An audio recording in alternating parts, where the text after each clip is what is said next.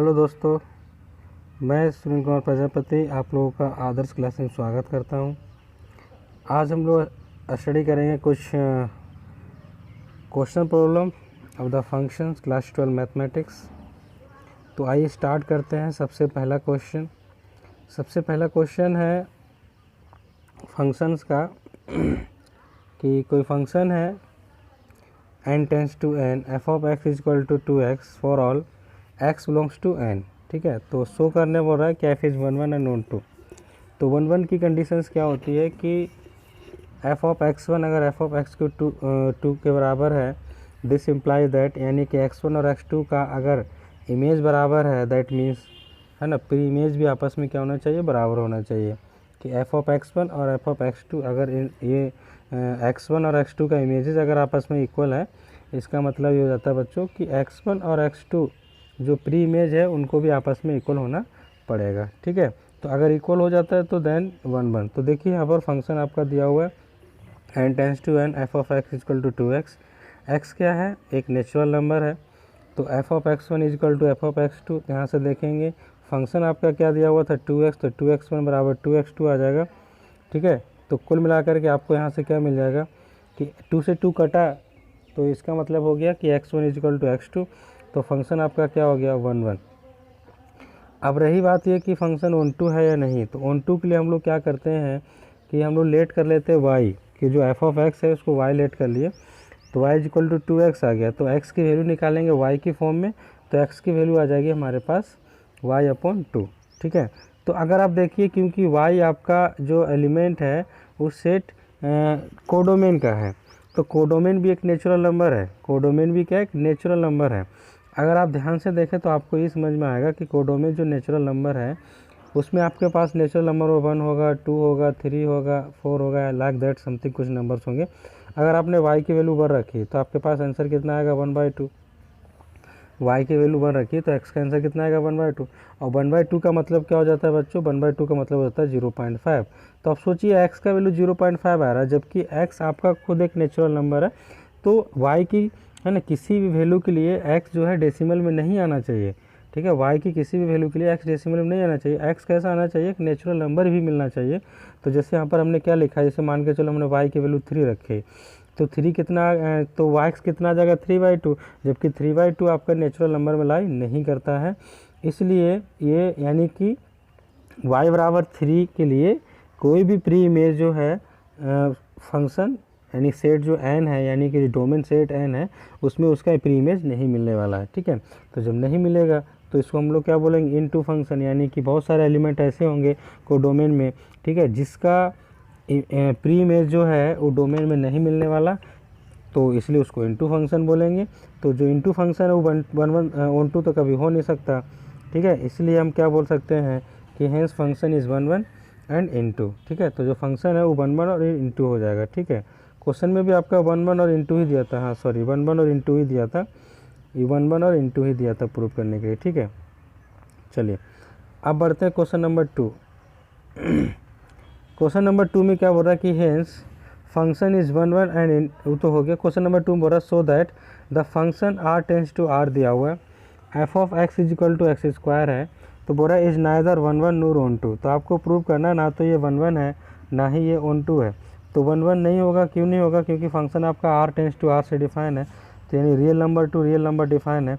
अगर आप x की वैल्यू -1 रख रहे हो तो -1 का स्क्वायर, देखिए यहाँ पर ये फंक्शन दिया हुआ है, इस फंक्शन में अगर आप x की वैल्यू -1 रख रहे हो तो -1 का स्क्वायर भी क्या आएगा, 1 आएगा, और 1 रखोगे तो 1 का स्क्वायर भी क्या आएगा, 1। जबकि -1 भी रियल नंबर है और 1 भी रियल नंबर है, तो -1 और 1 दोनों का इमेज सेम है, लेकिन प्री इमेज सेम नहीं है। प्री इमेज जब सेम नहीं है तब हम फंक्शन को जो है 1 1 नहीं बोलते। क्यों नहीं बोलते, क्योंकि यानी कि दो डिफरेंट नंबर्स का सेम इमेज हमको फाइंड आउट नहीं हो सकता। तो क्या लिखा हो, 10 2 डिफरेंट एलिमेंट, है ना, हैव द सेम इमेज, क्योंकि दो डिफरेंट एलिमेंट का सेम इमेज आ रहा है, इसलिए फंक्शन 1 1 नहीं होगा। ठीक है, अब बात करते हैं इसमें, अब हमको ऑन टू प्रूव करना है। तो मान के चलिए कि इफ़ वी कंसिडर, है ना, -1 इन द कोडोमेन, अगर मान के चलो कोडोमेन में हमारे पास क्या है, -1 है, तो then it is clear that कि there is no element in R whose image is -1। अब एक बात याद रखिए, हमने क्या लिखा है, y is equal to x square, ठीक है। तो x के अंदर आप कोई भी वैल्यू रखोगे, चाहे वो प्लस हो माइनस हो, ठीक है, उसका आंसर तो हमेशा आपको प्लस ही मिलने वाला है, यानी y ऑलवेज पॉजिटिव आने वाला है। जबकि y कैसा है, y एक रियल नंबर है, तो इसका मतलब हो गया कि x किसी भी नेगेटिव वैल्यू के लिए y में रिलेट नहीं करेगा, यानी कि y के अंदर -1 -2 -3 -4 है ना, -1 -2 -3, ये जितने भी नंबर्स होंगे y में यानी कि कोडोमेन में, उसका कोई भी प्री इमेज जो है डोमेन में नहीं मिलने वाला। इसलिए फंक्शन जो है ना तो 1 1 होगा और ना ही ऑन 2 होगा, ठीक है। तो देखिए यहाँ लिखा हुआ है क्या लिखेंगे, function is not onto, यानी कि फंक्शन इज नाइदर 1 1 और नोर ऑन टू, ठीक है। चलिए क्वेश्चन नंबर 3 पे बढ़ते हैं। 3 में लिखा हुआ है so that the function r tends to r, है ना, मॉड x दिया हुआ है, is neither 1 1 nor onto. चलिए आइए इसको सॉल्व करते हैं। फंक्शन जो है ना तो 1 1 है और ना ही ऑन टू है। तो देखिए बहुत सिंपल सा है। तो आपके लिए फंक्शन एफ ऑफ एक्स का वैल्यू जो है मॉड x दिया हुआ है, और फंक्शन कहाँ से कहाँ तक लाई कर रहा है, r टेंड्स टू r, यानी real number to real number, ठीक है। तो real number to real number हो गया, यानी कि -1 पुट करो, है ना। तो मोड में जब -1 पुट करोगे तो उसका आंसर 1 आएगा, 1 पुट करोगे तभी उसका आंसर 1 आएगा, यानी कि एफ ऑफ -1 और एफ ऑफ 1 दोनों का आंसर क्या हो गया, 1। जब दोनों का आंसर 1 है, यानी कि डिफरेंट एलिमेंट का इमेज सेम आ गया। 2 different element in the R have the same image, जबकि सेम इमेज है 2 डिफरेंट एलिमेंट का, तो हम इसको 1 1 नहीं बोलेंगे। अब सेम चीज़, अब कोडोमेन में मान के चलो, कोडोमेन क्योंकि रियल नंबर है तो रियल नंबर -1 -2 -3 बहुत सारे नंबर होंगे। जबकि फंक्शन आपका मोड है, यानी f of x equal to mod है, और मोड ऑलवेज पॉजिटिव नंबर देता है। तो इसका मतलब क्या हो गया कि जो डोमेन में नेगेटिव नंबर्स प्रेजेंट हैं, ठीक है, उनका कोई भी इमेज जो है, कोडोमेन में जो नेगेटिव नंबर्स प्रेजेंट हैं उनका कोई भी इमेज डोमेन में नहीं प्रेजेंट होगा, इसलिए फंक्शन ऑन टू भी नहीं होगा, ठीक है।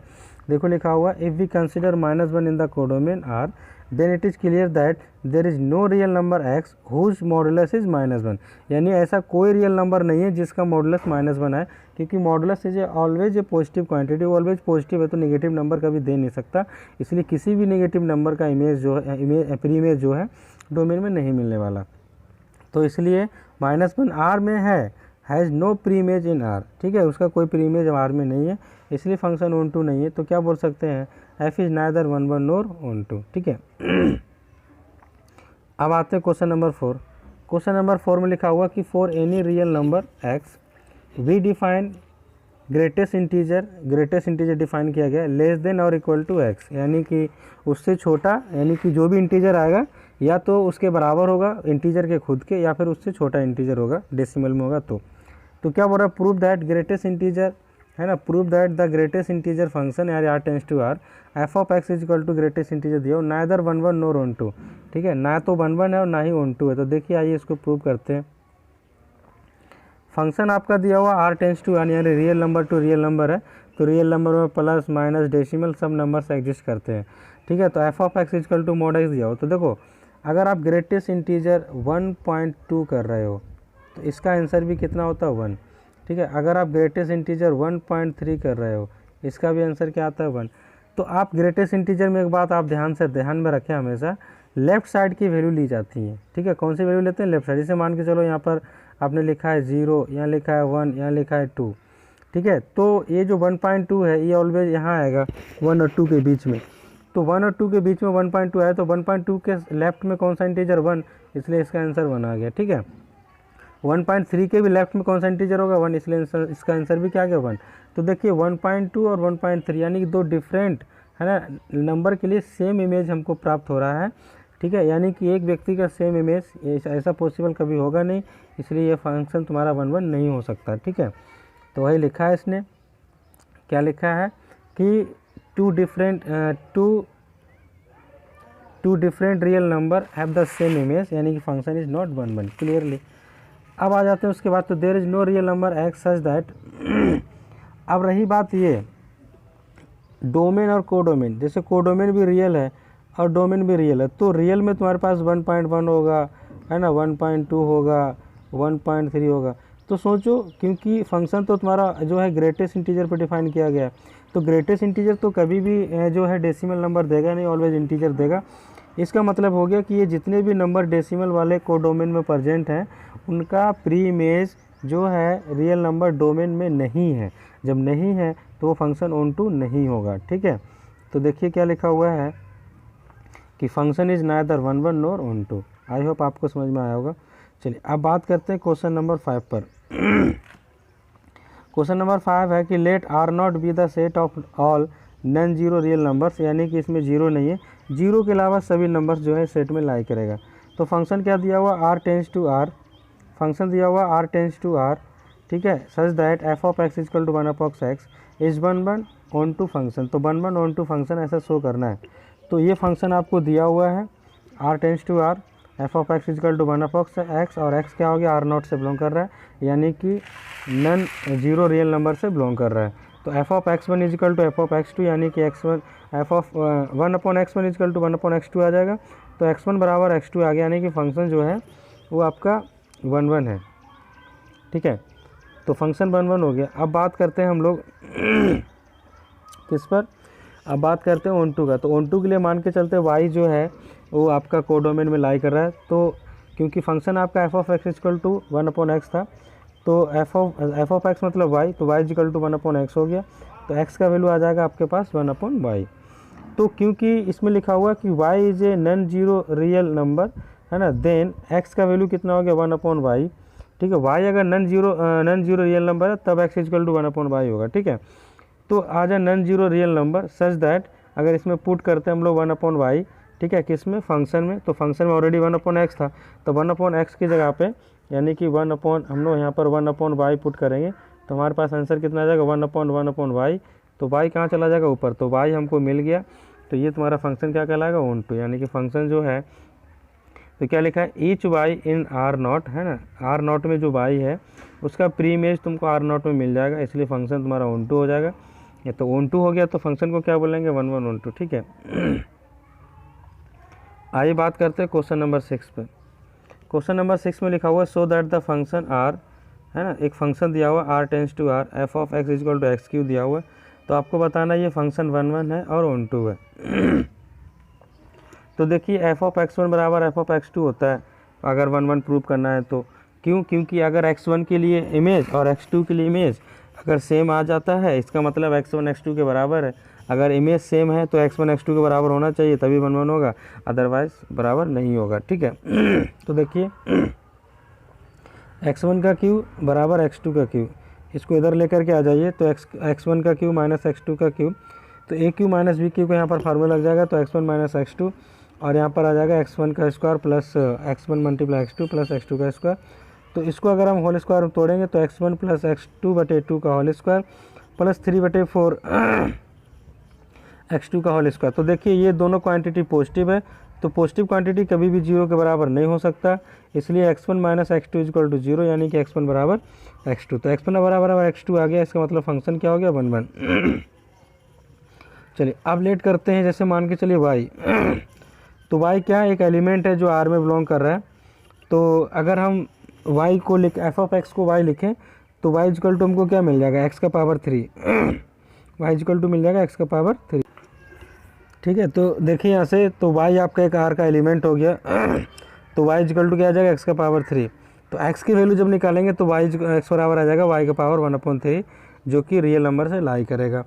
तो क्या लिखा हो, for each y in the codomain r, तो there exist 1 upon y in the r, तो 1 अपॉन y का पावर 1 अपॉन 3 r में एग्जिस्ट करेगा। तो such that f of y का power 1/3 is equal to, function में पुट कर दीजिए, तो फंक्शन में पुट करेंगे तो 3 से 3 कट जाएगा, तो आपका आंसर मिल जाएगा y। तो y आ गया, यानी कि फंक्शन क्या हो गया ऑन टू।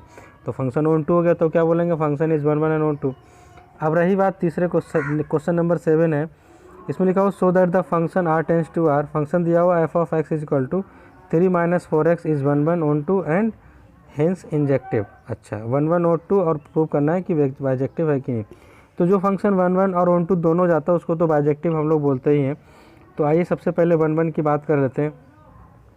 1 1 के लिए एफ ऑफ x1 बराबर एफ ऑफ x2 दिखाना है, यानी कि 3 minus 4x1 is equal to 3 minus 4x2, तो 3 से 3 कट गया, तो 4 minus 4x1 is equal to minus 4x2, तो माइनस 4 से माइनस 4 कटा, तो x1 is equal to x2 आ गया, यानी कि फंक्शन क्या हो गया 1 1। ठीक है, तो फंक्शन तो 1 1 हो गया। चलिए आइए बात करते हैं हम लोग ऑन टू की। तो now let y is equal to 3 minus 4x, तो then x is equal to 3 minus y upon 4 आ जाएगा, यानी कि x का वैल्यू y के फॉर्म में निकालो उतनी आ जाएगा। तो क्या लिखा है, फॉर ईच y, है ना, जो कोडोमेन से बिलोंग कर रहा है, यानी कि जो फंक्शन में कोडोमेन उससे बिलोंग कर रहा है, उसके लिए एक x जो है एग्जिस्ट करेगा, जिसका वैल्यू होगा 3 माइनस वाई अपॉन 4, जो कि डोमेन में रिलेट करेगा। उसको जब पुट कर दिया जाएगा फंक्शन में, तो ये 4 से 4 कटा, तो यहाँ पर बचेगा 3 माइनस वाई, माइनस से मल्टीप्लाई करेंगे तो -3 प्लस वाई, तो वाई आ गया। यानी कि दिस सो दैट कि every element in codomain of the function has its pre image in the domain. इसका मतलब हो गया कि कोडोमेन में जो एलिमेंट प्रेजेंट है उस हर एक एलिमेंट का जो है प्री इमेज डोमेन में मिल जाएगा, इसलिए फंक्शन जो है ऑन टू है। तो फंक्शन जब ऑन टू है तो हम क्या बोल सकते हैं कि function is 1 1 and onto. तो फंक्शन जब 1 1 ऑन टू हो जाएगा तो उसको क्या बोलेंगे, बाइजेक्टिव। ठीक है, चलिए आगे बढ़ते हैं क्वेश्चन नंबर 8 पर।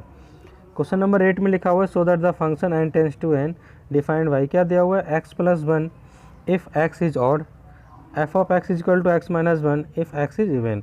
बोल रहा अगर x ऑड होगा तब तुमको x प्लस 1 लेना, अगर x इवन होगा तब तुमको जो है क्या लेना है, x माइनस 1। तो प्रूव करना है कि ये 1 1 और ऑन टू दोनों हैं। तो दो कंडीशंस हैं कि क्या कंडीशंस हैं, एक ऑड की और एक इवन की। मान के चलो दोनों को अगर हम देखो, इसमें बहुत सारे केसेस अराइज होंगे। तो सपोज देखिए आंसर क्या लिखा होगा कि सपोज मान के चलो हमारे पास एफ ऑफ x1 बराबर एफ ऑफ x2 है। तो हम पहला केस क्या लिखते हैं कि मान के चलते हैं x1 ऑड है और x2 जो है वो इवन है। तो x1 अगर ऑड होगा तो उसके लिए हम लोग क्या ले लेते हैं, ऑड वाले के लिए हमारे पास x1 प्लस 1 हो जाएगा और इवन पाने के लिए x2 माइनस 1 हो जाएगा। जब इसको सॉल्व करेंगे तो x2 minus x1 is equal to 2, यानी कि यहाँ पर एक ऑड है और एक इवन है। आप हमेशा याद रखें, एक ऑड जैसे मान के चलिए 2 और 3, एक ये हो गया इवन, ये हो गया ऑड। तो ऑड और इवन नंबर का जो डिफरेंस है वो कभी 2 नहीं आने वाला। ठीक है, क्यों 2 नहीं आएगा आप समझिए। आप जैसे मान के चलिए 2 के बाद मान के चलिए आपने 2 ले लिया, 5 ले लो। ठीक है, 2 इवन है 5 ऑड है, माइनस करो कभी 2 नहीं आएगा। ठीक है, जैसे मान के चलो आपने 3 ले लिया, 6 ले लिया। ठीक है, 3 क्या है ऑड है, 6 क्या इवन, माइनस करो कभी 2 नहीं आएगा। अगर आपने 15 ले लिया है ना, मान के चलो हमने ले लिया यहाँ से 15 तो ऑड है, फिर उसके बाद ले लेते हैं हम यहाँ पर 4 इवेंट, तो 15 में 4 जगह 11। यानी कि कहने का मतलब ही हो गया कि कभी भी देखो क्या लिखा है इसने कि दिस इज़, है ना, दिस इज़ अ कंट्राडिक्शन। ये कंट्राडिक्शन है क्यों, क्योंकि since the difference between an odd integer and even integer, है ना, कैन नेवर बी 2। इवन और ऑड इंटीजर का इवन और ऑड इंटीजर का डिफरेंस जो है कभी 2 नहीं आएगा। जब 2 नहीं आएगा तो ये कंडीशन तो पॉसिबल हो ही नहीं सकता। ठीक है, तो similarly when x1 is even, अगर हम x1 को इवन ले रहे हैं और x2 को ऑड ले रहे हैं तो उस केस में भी f ऑफ x1 जो है f ऑफ x2 के बराबर नहीं आएगा। ठीक है, चलिए अब नेक्स्ट केस क्या है कि मान के चलते हैं x1 और x2 बोथ दोनों के दोनों क्या है, ऑड है। अगर दोनों को ऑड लिखेंगे इसका मतलब क्या होगा कि x1 plus 1 is equal to x2 plus 1, तो 1 से 1 कट गया, x1 बराबर x2 हो गया, तो फंक्शन 1 1 हो गया। अगर दोनों को आप क्या करो, इवन ले लो, तो उस केस में भी तुम्हारा फंक्शन जो है 1 1 आएगा। देखो कैसे 1 1 आएगा। इवन के लिए हम लोग क्या लिखेंगे, इवन के लिए लिखेंगे हम लोग, है ना, इवन के लिए क्या लिखेंगे, x1 माइनस x1 माइनस 1 बराबर x2 माइनस 1। ठीक है, तो यहाँ से माइनस 1 कट गया तो x1 बराबर x2 आ जाएगा, तो फंक्शन यहाँ से तुम्हारा 1 1 आ गया। ठीक है, अब आते हैं हम लोग, तो यहाँ से क्या हुआ कि in order to show that कि फंक्शन इज ऑन टू, अगर फंक्शन ऑन टू है इसके लिए हमको क्या शो करना होगा। ठीक है, आइए तो शो कर देते हैं। तो मान लेते हैं कि y हमारे पास एक नंबर है जो को डोमेन में लाई कर रहा है। ठीक है, y हमारे पास एक नंबर है जो को डोमेन में लाई कर रहा है। ठीक, चलो आओ, तो लिखा हुआ कि when y is odd, y अगर ऑड है तो in this case y plus 1 क्या हो जाएगा, इवन, है ना। जैसे मान के 3 ऑड है तो 3 में 1 ऐड करोगे तो क्या हो जाएगा, 4, तो 4 क्या होगा, इवन। सेम उसी प्रकार से अगर y ऑड है तो y प्लस 1 क्या हो गया, इवन। ठीक है, तो y प्लस 1 अगर इवन हो गया तो y प्लस 1 के लिए लिखो, इवन के लिए क्या था हमारे पास, x माइनस 1 था। ठीक है, तो 1 और 1 कट जाएगा तो बचेगा क्या, y। तो यहाँ से तुम्हारे पास y आ गया, यानी कि फंक्शन यहाँ से तुम्हारा ऑन टू प्रूफ हो गया। अब मान के चलो अगर तुमने y को इवन लिया है, अगर y को क्या लिया, इवन, तो ऑड क्या हो जाएगा। जैसे मान के लो 4 इवन है तो ऑड क्या हो जाएगा, ऑड हो जाएगा तुम्हारे पास 3, क्योंकि 4 में से 1 माइनस कर दो 3। तो y अगर इवन है तो y माइनस वन ऑड हो जाएगा, तो y माइनस वन पुट करोगे, ऑड में तुम्हारे पास क्या फंक्शन था x प्लस वन, ऑड के लिए x प्लस वन था, तो y minus one plus one, तो minus one plus one cut गया, बच क्या y। तो यहाँ से भी फंक्शन तुम्हारा जो है ऑन टू प्रूफ हो गया। तो इसका मतलब क्या हो गया कि 10 ईच है ना, जो y n से बिलोंग कर रहा था यानी कोडोमेन से बिलोंग कर रहा था फंक्शन के, उसका प्री इमेज जो है फंक्शन में है। तो हम लोग क्या बोल सकते हैं, फंक्शन 1 1 और 1 2 है।